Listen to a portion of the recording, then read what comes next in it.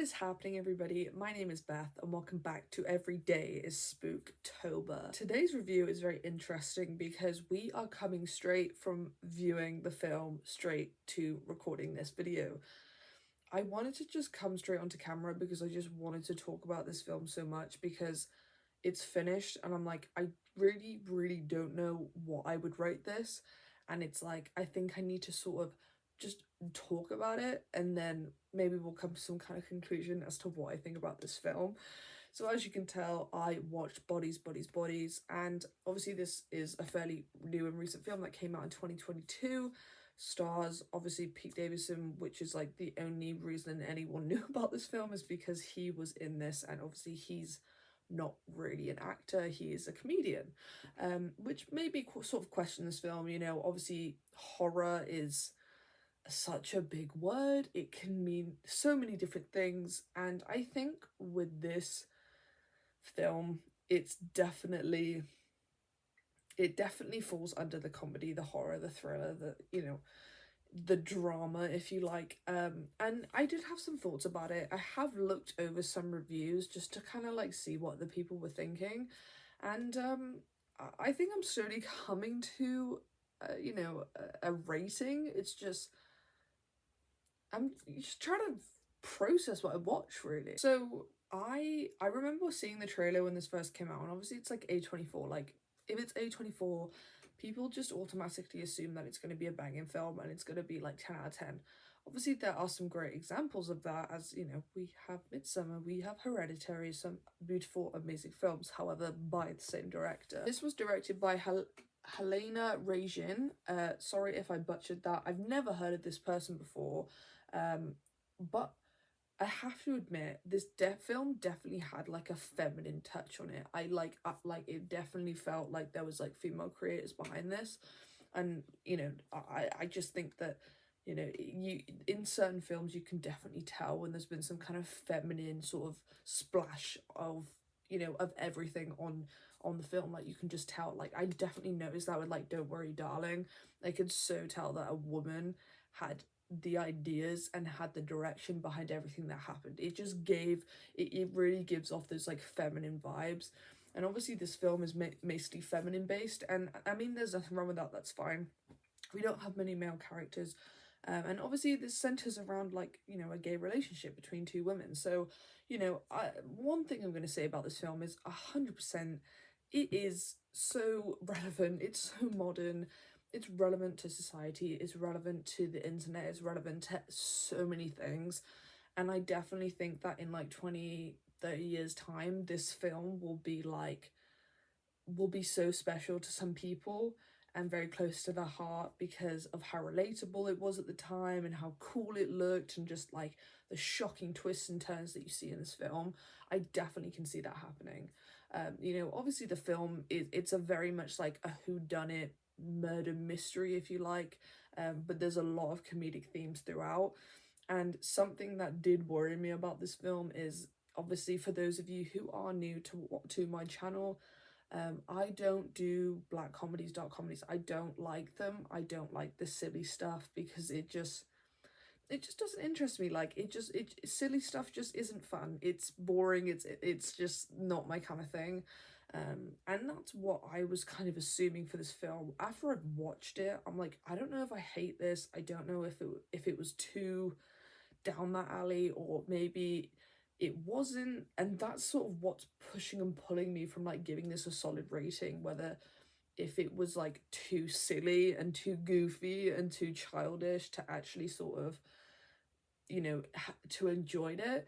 Don't get me wrong, I enjoyed parts of it.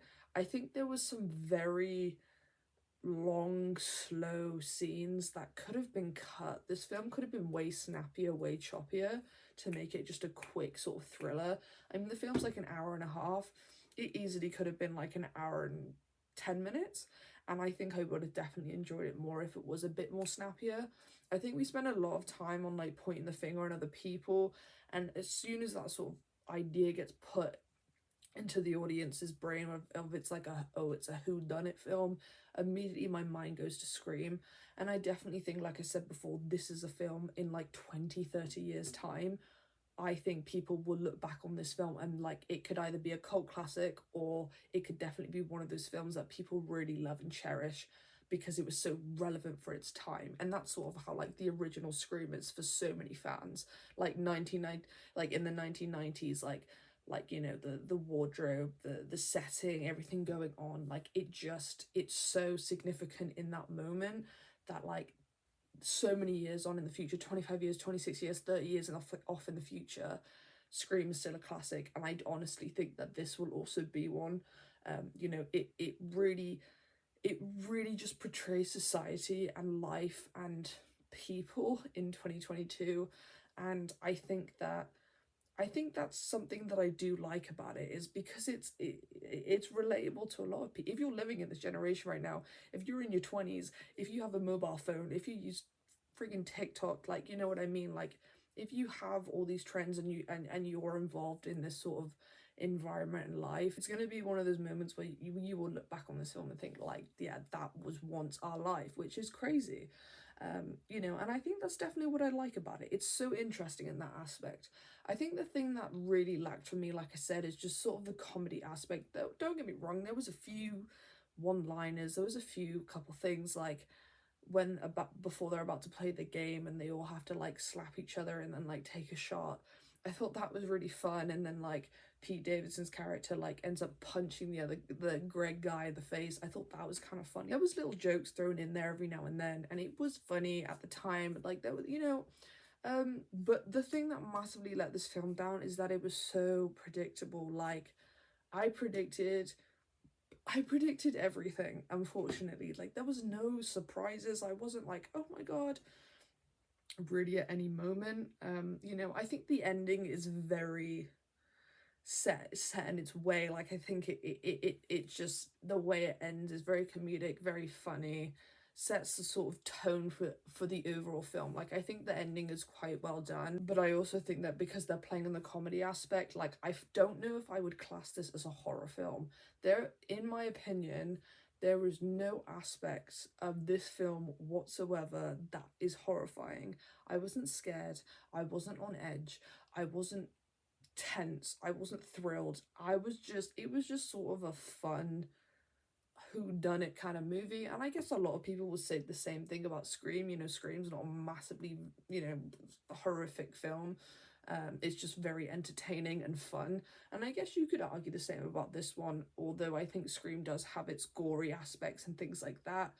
With this one, nothing really surprised me, nothing shocked me, and like I said, I wouldn't class it as a horror, which is unfortunate because it's coming on this channel, but obviously this is what they've called horror film, thriller film, whatever, which is fine. Just in my opinion, like this is way beyond. Like this isn't Insidious, this isn't The Conjuring, you know, this isn't The Exorcist, this isn't The Dead Silence. Like what, this is a completely different category of film for me, which is okay. You know, I definitely would class it more of the like drama slash comedy more than anything else, with just like obviously dramatic themes and whatever. You know, I think all the characters played a pretty decent role. Some of them were a little bit irritating, but you're just gonna get those in this kind of film. The two leading actresses, they were both very compelling to watch, and I really enjoyed both of their performances. Some of the characters did, well, the actors did overact and took it a bit too far, but I guess there's always sort of those type of people in these films. I really do sort of also like the reveal of like when we find out that like Jordan's obviously the one with the gun and like they're pinpointing it on her. You know, I think the reveal, like so, for example, like in a lot of the Scream films, particularly the new Scream films, the reveal of the killers is very cringe. That's what I was expecting from this. It wasn't cringe, the performance was natural, it was believable, you know, it was engaging, and you know, I think pretty much all the actors did a good job.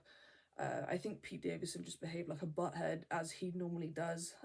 Didn't really ruin it. I think him dying first sort of saved the film. I feel like if it carried on and he was still alive, it wouldn't have really benefited it at all. But yeah, I mean, this film was interesting. It was interesting.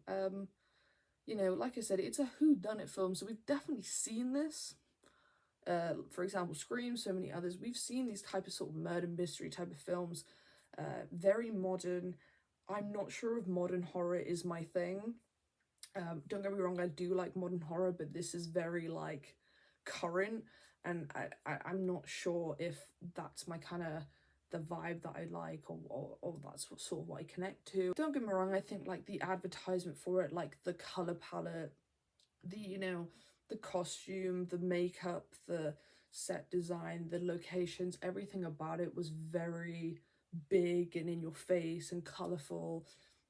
And I think that's really what attracts people to this film, and it's a really good advertising technique for sure. Like, obviously the title sequence is all colorful, and they're like in glow sticks, and they're like, you know, I definitely see the hype, I definitely see the love people have for this. I think for me, because it has a lot of comedy aspects that come across cringy, silly, and kind of stupid, it lowers my score. But it was still, I was still engaged for most of it. Some bits lost me a bit.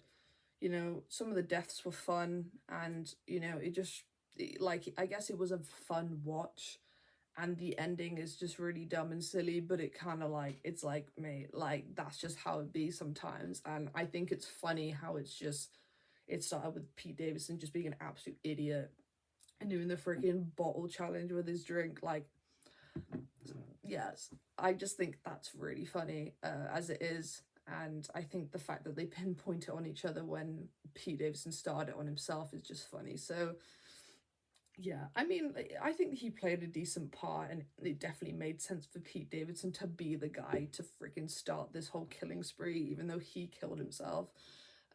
But yeah, that's just sort of my thoughts on Bodies, Bodies, Bodies. Let me know what you guys think. I think that I think that I'd probably rate this a 6 out of 10. And from what I've seen, that's sort of like the average score. I'm going with the sort of average audience score as well. It was an average film. It wasn't anything special. There definitely were things that weren't great, but there also were things that I enjoyed, and like, it was a bit of fun. It's like a slasher film. It's a bit of fun, you know? But yeah, that's what I thought of it. Comment your ratings down below. And yeah, like, I mean, do you think this is a good A24 film? I definitely think there's better. This is definitely on the sort of lower part of the spectrum of A24 films, in my opinion. But yeah, that was just sort of my thoughts. I hope you guys enjoyed this video. Please do like and subscribe if you enjoyed it. Thanks guys again, and I will see you on my next review.